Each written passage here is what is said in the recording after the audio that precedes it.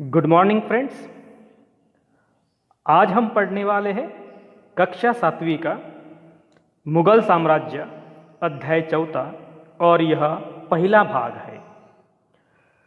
मध्यकाल में किसी भी शासक के लिए भारतीय उपमहाद्वीप जैसे बड़े क्षेत्र पर जहां लोगों एवं संस्कृतियों में इतनी अधिक विविधताएं हो, शासन कर पाना बहुत ही कठिन कार्य था।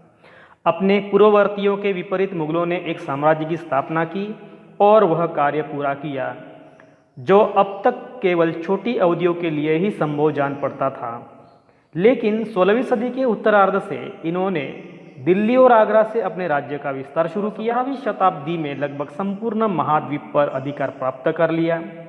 उन्होंने प्रशासन के ढांचे तथा शासन संबंधी जो विचार लागू किए वे उनके राज्य के पतन के बाद भी टिके रहे।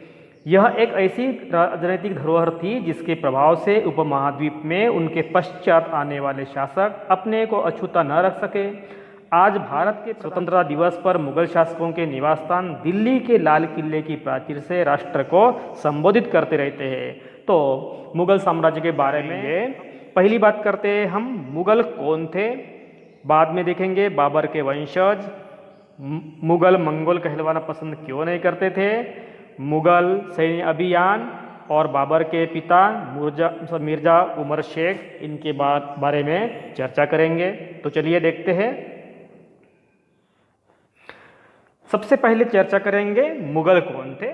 तो इस डायग्राम से भी आप समझ सकते हैं कि मुगल के माता और पिता कौन थे। तो पिता थे मिर्जा उमर शेख, माता थी कुर्तुल निगार खानम और मिर्जा उमर शेख का वंश था तैमूरलंग के वंशज थे और कुर्तुल निगार खान चंगेज खान की वंशज थी। तो ये उनके हो गए माता और पिता की ओर से वंशज।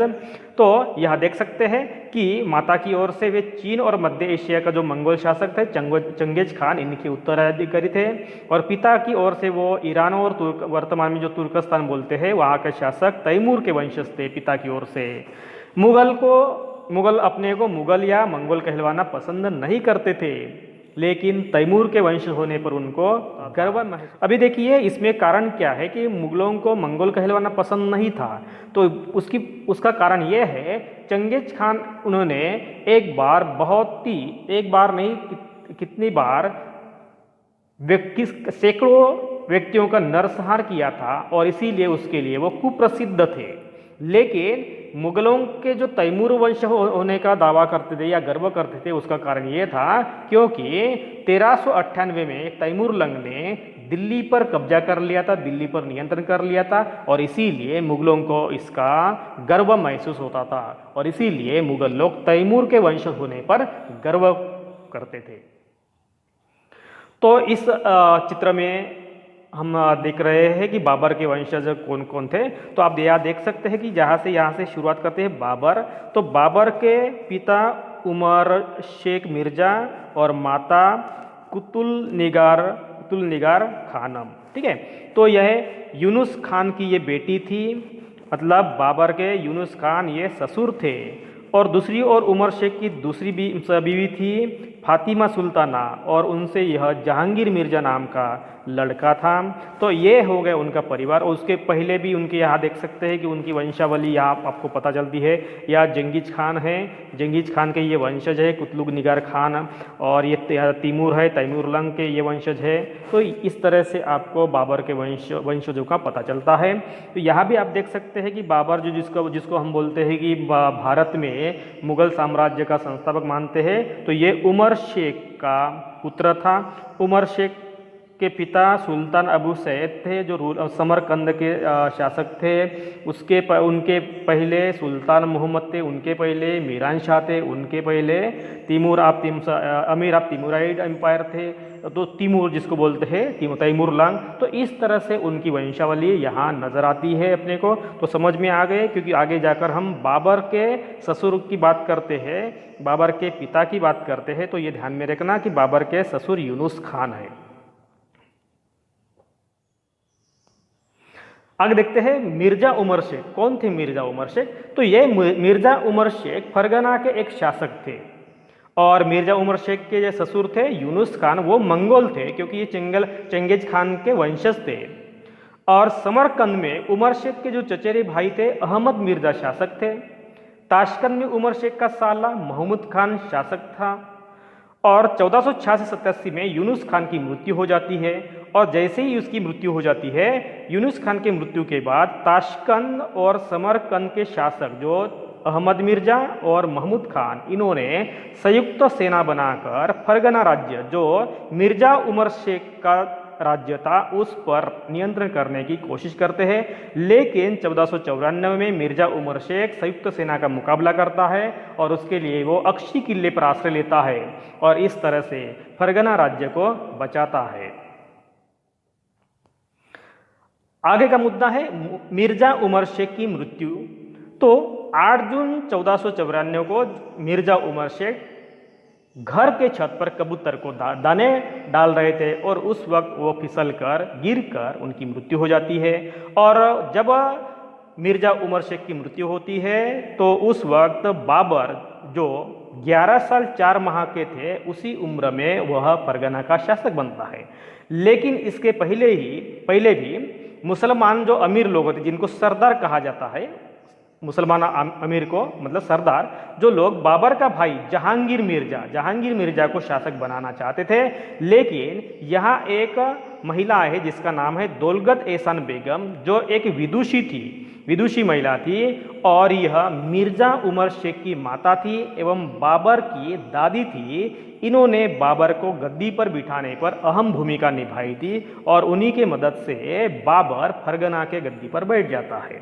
1504 में बाबर काबुल पर नियंत्रण कर लेता है और जब भी बाबर कहीं भी नियंत्रण कर लेता है, कहीं विजय प्राप्त करता है, तो वह अपने राज्य की जनता को हर किसी को एक सिक्का देता था और इसीलिए या दान करता था और इसीलिए बाबर को काबुल की जनता प्यार से मस्तक कलंदर के नाम से पुकारती थी। तो इतिहास में आपको पूछा जाता है कि मस्तक कलंदर नाम से किस सम्राट को पहचाना जाता है। अगला मुद्दा है बाबर। तो बाबर काबुल विजय के उपलक्ष्य में बाबर ने उनकी जो पारंपरिक उपाधि थी मिर्जा, तो मिर्जा मतलब उनकी एक उपाधि थी जो उन्होंने वो त्याग कर पादशाह या बादशाह की उपाधि धारण करता है।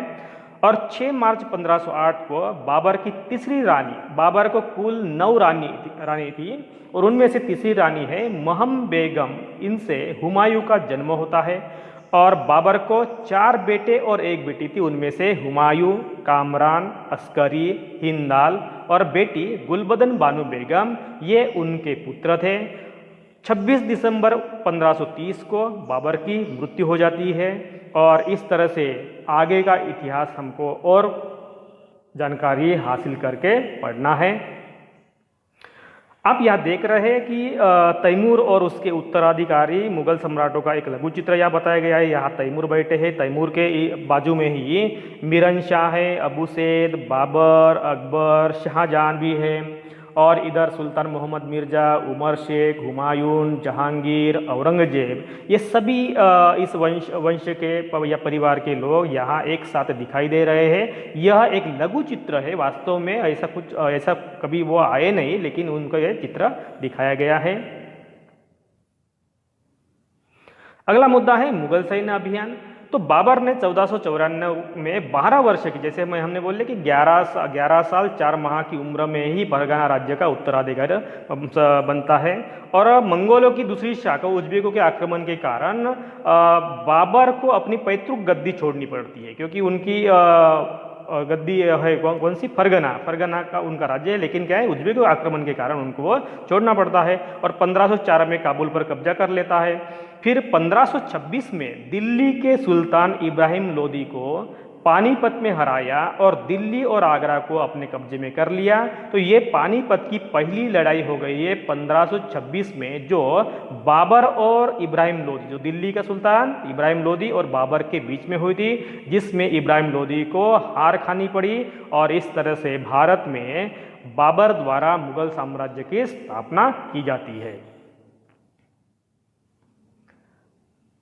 आप इस चित्र में देख रहे हैं कि मुगल फौज अभियान है, जब भी कभी उनको कहीं आक्रमण करना होता है या कहीं उनको साम्राज्य विस्तार करना होता है, तो इस तरह से उनकी सेना का अभियान चलता था, इस तरह की उनकी सेना का रचना होती थी। लड़ाई के वक्त इस प्रकार वो अपनी योजना बनाते थे।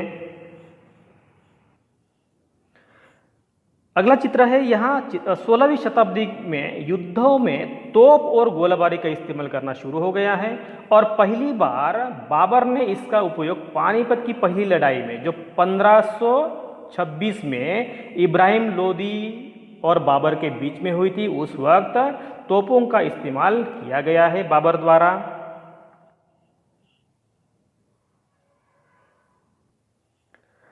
दोस्तों, यहाँ हम मुगल साम्राज्य का परिचय कर चुके हैं और अगले हिस्से में इसी अध्याय का हिस्सा हम नेक्स्ट वीडियो में देखेंगे।